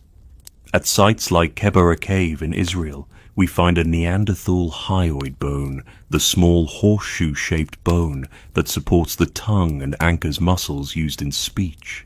This specimen, over 60,000 years old, is anatomically modern, combined with genetic evidence from the FOXP2 gene associated with language development. It suggests that not only Homo sapiens, but even our close cousins, had the vocal hardware for complex communication. But it is in our own species that language becomes transformative. Around this time, symbolic artifacts, from engraved tools to ornamented burials, become widespread and sophisticated. At Chauvet, Lascaux, and other cave sanctuaries, intricate animal paintings emerge, possibly linked to oral tradition, ritual, and narrative. We coordinate hunts, share legends, teach skills, and transmit ideas beyond what hands can show. Language allows us to bind time, to pass memories to those unborn, to imagine what does not yet exist. We see it in social complexity, larger group sizes, more structured settlements, and shared norms that require negotiation and trust. None of this is possible without communication that is rich, flexible, and symbolic. What we say, and how we say it, shapes who we are. Some anthropologists argue that language may have arisen earlier, even as far back as 200,000 years ago, coinciding with the appearance of Homo sapiens. The exact moment is elusive, but by the Upper Paleolithic, it is no longer just emerging, it is in full force, and it leaves its traces in our breath, our art, our relationships, and the very shape of our societies. Language is the ultimate composite technology, a fusion of breath, sound, rhythm, and meaning. Unlike fire, it is not seen. Unlike tools, it is not touched. But it binds us tighter than any rope, moves faster than any spear, and carries farther than any migration. It is the memory of our ancestors, encoded in syllables, names, and stories. And though the original voices are long silent, their echoes live on in every word we speak today. We look up and begin to understand not just the earth beneath us, but the heavens above. By approximately 38,000 years ago, carved deep into ivory, stone, and cave walls across Europe, Africa, and parts of Asia, we find marks that may do more than decorate. At sites like La Tête du Lion and Lascaux in France, as well as Göbekli Tepe in modern-day Turkey, researchers uncover repeating clusters of dots, lines, and animal forms, which some now interpret as early representations of constellations and celestial cycles. While still debated, emerging evidence suggests our ancestors were not only observing the stars, but recording them long before the advent of writing or formal calendars. At Lascaux, a famous painting of a bull surrounded by dots, once thought purely decorative, is re-examined as a possible depiction of the Pleiades star cluster. The position and number of dots match what we would see in the night sky during key times of the year. And at Chauvet and El Castillo, similar patterns suggest repeated tracking of lunar cycles and seasonal sky changes. We are no longer just watching the stars, we are mapping them. In Africa, engraved ochre at Blombos Cave hints at early pattern recognition, while later calendars, like the Ishango bone from the Congo, dated to approximately 20,000 years ago, show numerical marks possibly aligned with lunar months. These marks, made with stone tools, may have helped time hunting, gathering, or ritual events. Why does this matter? Because the stars do not move at random. They repeat, cyclically, precisely. To track them is to understand time itself, seasons, animal migrations, plant cycles, and even social gatherings all gain meaning when tethered to the sky. At Göbekli Tepe, dated to approximately 11,500 years ago, massive T-shaped pillars stand engraved with animals, symbols, and celestial references. Though much younger than Ice Age art, it is built by pre-agricultural people and aligned with astronomical phenomena, including solstices. It suggests a long-standing, evolving tradition of sky-watching turned into structure. Some scholars caution that not all dots or lines represent stars. Interpretation is complex, but patterns, alignments, and statistical modeling increasingly support the idea that cosmic order was part of Paleolithic thought. This is not superstition, it is early science, an attempt to read the world beyond the horizon and to predict what comes next. We do not simply survive the cycles of time, we chart them. In doing so, we turn sky into memory, and memory into meaning, laying the earliest foundations for astronomy, agriculture, and even cosmology. The stars do not speak, but we listen. And in ivory carvings, ochre dots, and circles of stone, we whisper back with the first maps of the infinite. Before cities rise, before metal is forged, we master something softer, yet no less revolutionary. By approximately 30,000 years ago, strands of twisted fiber and imprints in clay reveal a quiet innovation: weaving, twisting, looping, and knotting. At sites like Dolní Věstonice in the Czech Republic, archaeologists find clay fragments bearing impressions of woven textiles, some with twined or netted patterns, preserved when fire hardened the clay around them. The fibers themselves have vanished, but the evidence is clear. We are making string, nets, baskets, and perhaps even early cloth. These are not marginal tools. They are the fabric of daily life, and they require technical skill, memory, and patience. Making fiber from plant stalks, bark, or sinew demands a sequence: harvest, dry, strip, twist, and spin. To tie a knot that holds and can be untied is a cognitive leap. To weave a pattern is to envision it before it exists, thread by thread. We are no longer bound only by what nature offers, we are binding nature itself. At Abri de Mars in France, dated to around 50,000 years ago. Even a fragment of twisted fiber, possibly created by Neanderthals, shows that this knowledge may run deeper than Homo sapiens alone. But it is with our species that the evidence becomes widespread, varied, and increasingly sophisticated. Fibers serve many roles. We make snares for small animals. We craft fishing nets, carrying bags, footwear, and clothing fasteners. In cold climates, these innovations allow us to transport, insulate, and adapt, tools of flexible survival. But they are more than practical. In some burials, especially from the Upper Paleolithic, individuals are interred with beaded headdresses, woven cords, and decorated sashes. Fiber becomes symbolic, carrying color, meaning, and even status. And where there is weaving, there is pattern. Early humans likely used repetition in knots and braids as mnemonic devices, storing knowledge, tracking seasons, or marking ownership. This echoes later traditions, like the quipu of the Andes. Though appearing millennia later, it reveals the cognitive continuity of fiber and memory. Weaving is also social. It can be taught by gesture, passed from elder to child, perfected through touch, rhythm, and apprenticeship. In this tactile world, knowledge is not written. It is braided into being. Few inventions are as foundational and as invisible as fiber technologies. Without them, there are no nets, no boats lashed tight, no shelters bound against the wind. We think of stone as our first great tool. But string may be older and more transformative. With each twist of fiber, we extend our reach, soften our world, and tie ourselves, literally, to each other. In the flickering firelight of the Upper Paleolithic, a new figure appears beside us. Not prey, not predator, but partner. By approximately 28,000 years ago, archaeological sites from Goyet Cave in Belgium to Predmosty in the Czech Republic reveal something profound. Canine remains buried alongside humans. These are not wolves.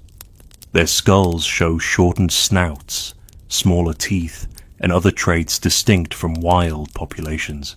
We are witnessing the earliest stages of dog domestication. We do not tame them by cage or chain. We co-evolve, step by step, hunt by hunt, generation by generation. Theories vary, but the most compelling begin with proximity. Wolves linger near human camps, feeding on scraps, alert to threats. The friendliest, or least fearful, individuals survive. Over time, traits like docility, alertness, and cooperation are favored. We don't just shape them, they shape us. At Elizevichi Thuen in Russia, dated to approximately 17,000 years ago, a young dog is buried intentionally. At Uyun al-Hammam in Jordan, a possible early dog lies in a grave with two humans, its bones gently placed, perhaps mourned. These are not mere tools. These are companions. Genetic studies confirm it. The lineage of the modern dog diverges from wolves sometime between 40,000 and 20,000 years ago, likely in Eurasia. Unlike domesticated livestock, dogs are not used for meat in these early contexts. Their value is different, relational, collaborative, emotional. Dogs help track and corner prey. They guard the camp. They offer warmth in sub-zero climates, pressed close in sleeping circles. And perhaps most importantly, they are communication partners. Eye contact, gesture, tone. Dogs are the first species to respond to human intention and to teach us about cross-species empathy. We see them in Ice Age art. At Fond de Gaume, possible depictions of canine-like figures run alongside humans. Later, in Neolithic and Bronze Age contexts, dogs become protectors, guides, even symbols of the afterlife. But the bond begins much earlier, not in temples or farms, but on the open steppe. Some researchers suggest that dogs may have played a role in human survival and expansion, especially during Ice Age hunts or the migration into colder latitudes. They are mobile, loyal, and efficient. In this way, the first domesticated animal is not eaten or penned, but welcomed. We are not the only species that bonds, but we are perhaps the first to choose a different species as kin. In the bones of Goyet, curled beside us for millennia, we read the beginning of one of humanity's most enduring relationships. We walk through the Ice Age. Together, deep beneath a limestone cliff in the Ardèche Valley of southern France, a flickering torch reveals a world lost to time. On the walls of Chauvet Cave, painted around 36,000 years ago, we encounter one of the earliest and most breathtaking expressions of human imagination. Here, in absolute darkness, horses gallop, rhinos clash, lions stalk. They move not in crude outline, but in dynamic perspective, rendered with shading, depth, and motion. The artists of Chauvet are not beginners. They are masters of their medium and their world. This is more than art. It is vision. Charcoal pigments, sometimes mixed with ochre or saliva, are applied with fingers, brushes, or pads of moss. The cave surface is scraped clean to reveal fresh limestone, creating a canvas.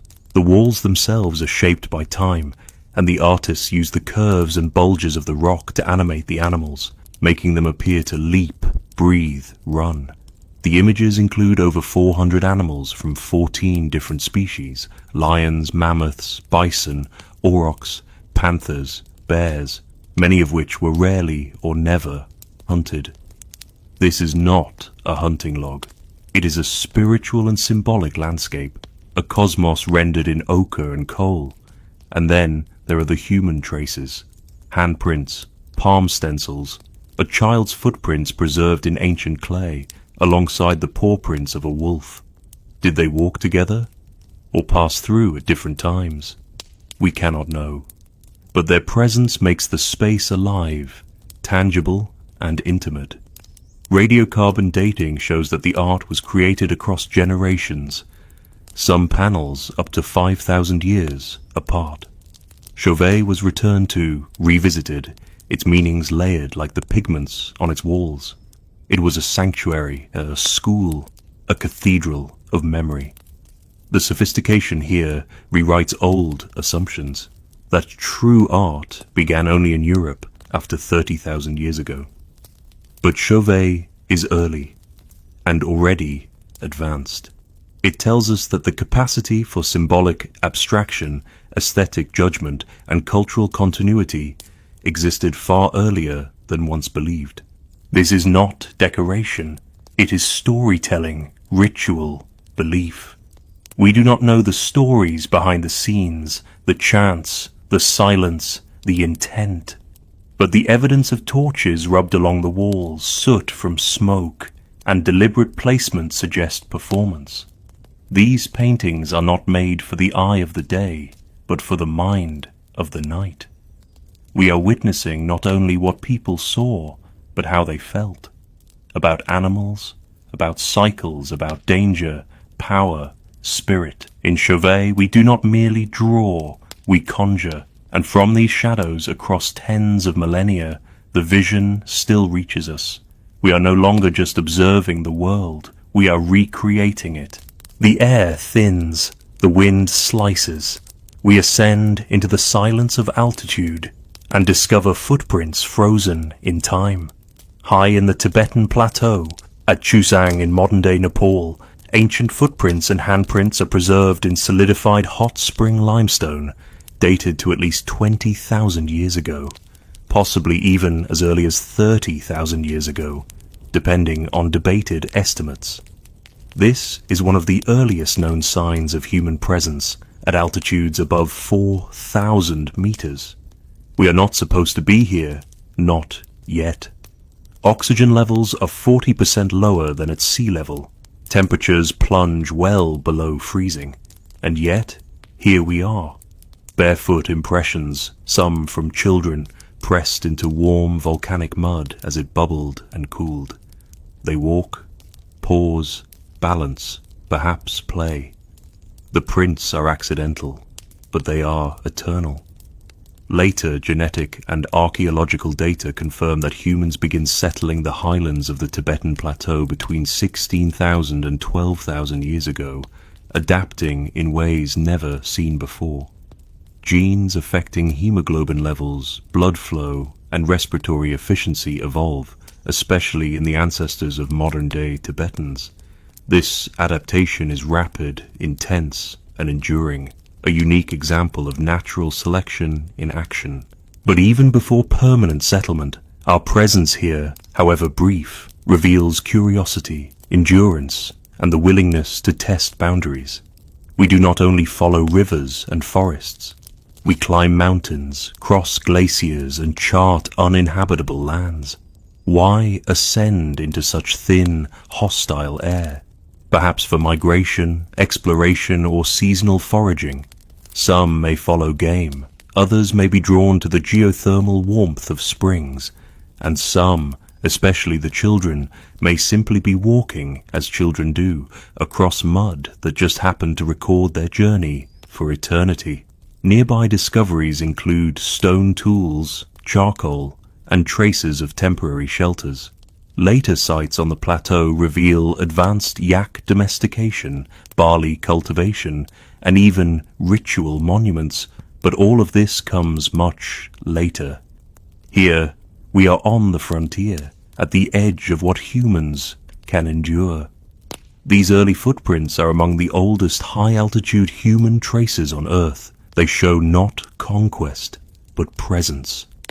We are walkers of the world's roof, before boots, before roads, before maps. We carry fire, breath, and memory to places where none had yet reached. And though the snow may cover them, and time may crack the stone, these quiet prints whisper across the millennia, we were here.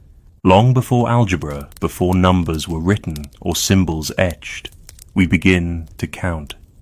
In the Upper Paleolithic, across Central Africa and Europe, seemingly modest objects hint at a profound cognitive leap. Carved into bones, ivory, and stone, we find notches, not random, but patterned, regular, intentional. They speak in silent tally marks, revealing the dawn of numerical abstraction. At Ishango, on the border of modern-day Uganda and the Democratic Republic of Congo, lies the most iconic example. The Ishango bone. Dated to around 20,000 years ago, this curved bone, likely from a baboon, bears 3 columns of incised notches, grouped in sequences that suggest base 10 awareness, prime numbers, and even doubling. It may have served as a lunar calendar, a counting aid, or a record of observations. We may never know its exact function, but its structure and precision make one thing clear. This is not mere decoration. It is conceptual thinking. Across Europe, similar bones from earlier, even 30,000 years ago, show counting sequences used perhaps to track days, prey, trade items, or ritual cycles. In these silent marks we see the emergence of measurement, of assigning symbolic meaning to quantity, and of manipulating the abstract in a concrete way. Why is this revolutionary? Because to count is to break free from the present. It is to plan, to remember, to anticipate. It lays the groundwork for agriculture, astronomy, commerce, and even language structure. The roots of all of these fields lie in one act, distinguishing one from two, and many from few. The Ishango bone is more than a tool. It is a bridge, from cognition to codification, from perception to principle, and it likely reflects more than an individual's insight. The repeated patterns suggest shared understanding, passed on, refined. A cultural seed of mathematics, long before Pythagoras, long before Sumer. What emerges here is not a number system in our modern sense, but a mind capable of making one. This is not just survival. This is cognition organized by order, experience distilled into sequence, and the first glimmers of the abstract. From a simple bone, we glimpse the mind reaching beyond the immediate world, towards structure, logic, and a universe that can be counted. Before the wheel turns, before bronze is cast or writing etched into clay, we gather, not as wandering bands, but as settled communities.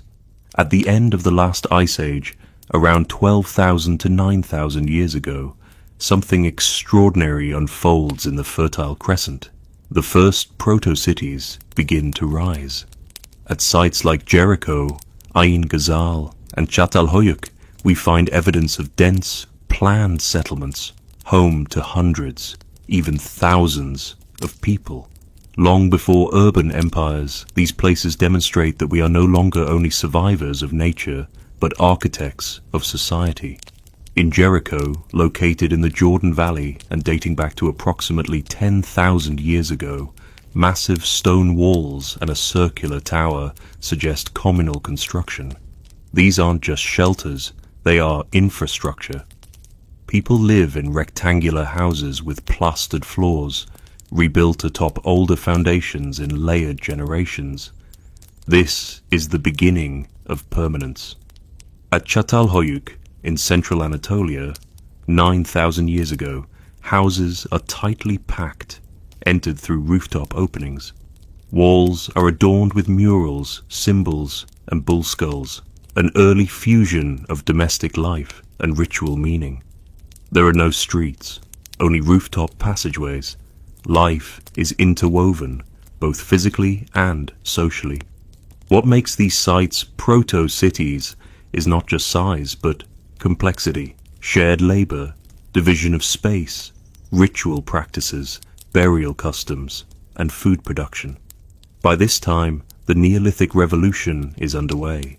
We cultivate wheat and barley, herd goats and sheep, and store food in granaries. Yet hierarchy remains minimal. There is no palace, no evidence of centralized power, only a growing web of cooperation, tradition, and shared identity. In Ain Ghazal, near modern Amman, Jordan, 9,000 to 8,000 years ago, archaeologists discover life-sized plaster statues buried beneath floors, human figures with inlaid eyes staring back across millennia. These are not idols of empire, but perhaps ancestral presences, rooted in home and memory. We gather not just for defense or survival, but to form culture, to raise children in stable groups, to honor the dead, to negotiate space, labor, and meaning. The seeds of urban life are being planted, not in steel and stone, but in clay, ash, and woven walls.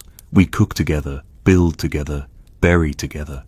And from these early settlements, the model of the city, dense, dynamic, communal, begins its slow, monumental journey. Here, in mud brick and lime plaster, we don't just live, we coexist.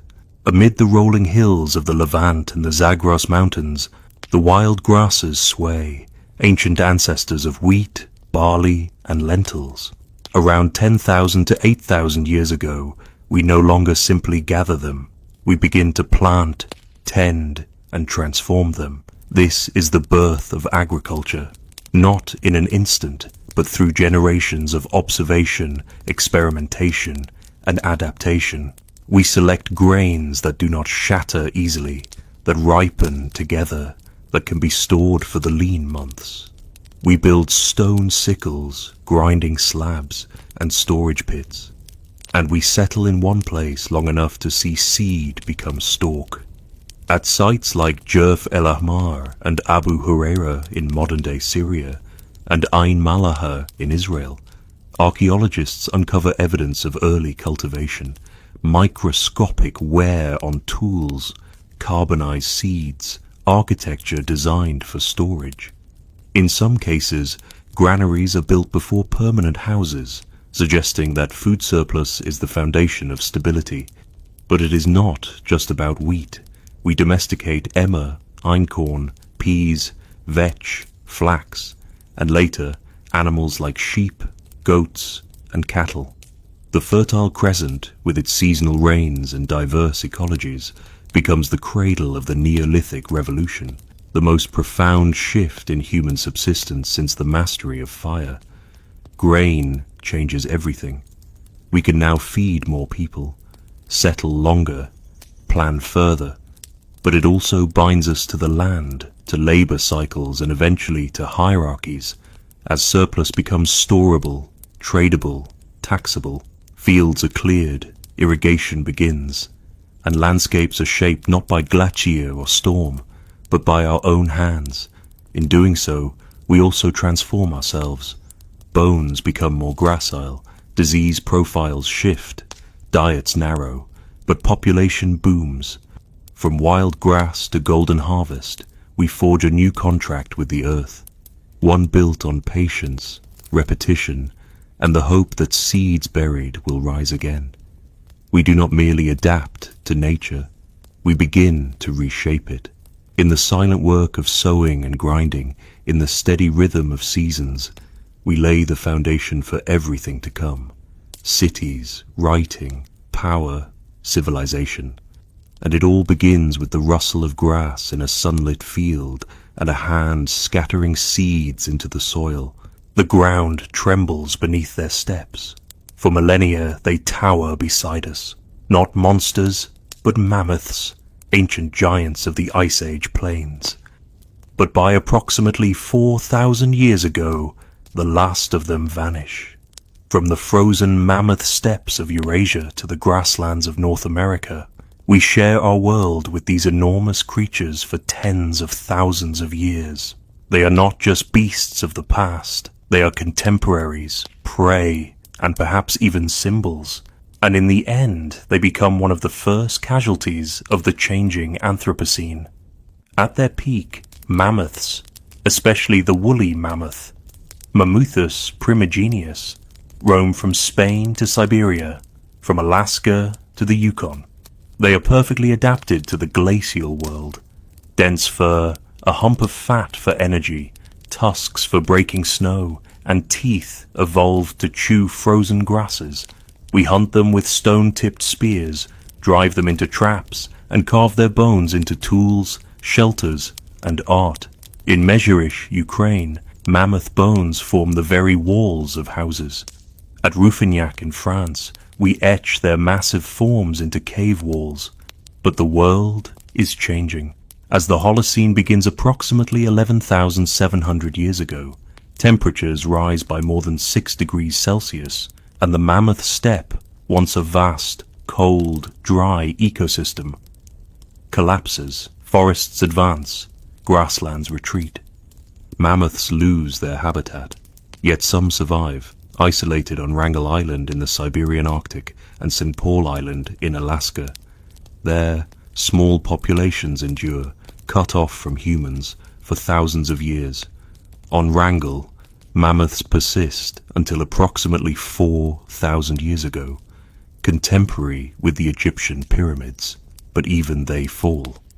Genetic analysis of the last Wrangel population reveals signs of inbreeding, mutations, and loss of olfactory and reproductive genes.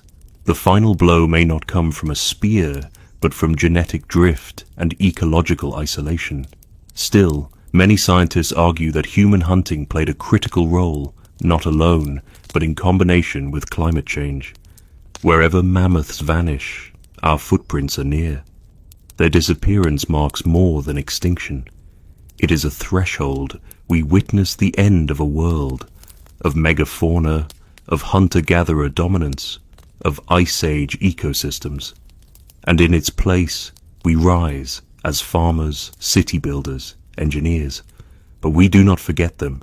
We carry them into legend, the giants of old, their tusks unearthed from permafrost, their bones mistaken for dragons or gods. But in truth, they are our shared past, not mythical but real, not defeated but outlasted. The last mammoth falls, and with its echo, a chapter of human history, of wild ice plains, of colossal prey, of coexistence with titans, quietly closes. From the cold fire-lit caves of Africa to the high plateaus of Asia, from the flicker of ochre on stone to the last echoing step of a mammoth, Our journey spans 300,000 years of survival, innovation, and connection. We crossed deserts in heat of 40 degrees Celsius, endured ice age winds at minus 25 degrees Celsius, crafted blades in river valleys, buried our children with care, and mapped the stars from memory. We were never just hunters. We were creators of tools, of meaning, of story. Each flake of obsidian, each mark in ochre, each buried seed is a testament to our resilience and our imagination. Through collaboration, adaptation, and memory, we shaped a world and were shaped by it in return. The footprints we left behind, in ash, in ice, in mud, still speak. This is our inheritance. And it is from these ancient steps that all of humanity still walks forward.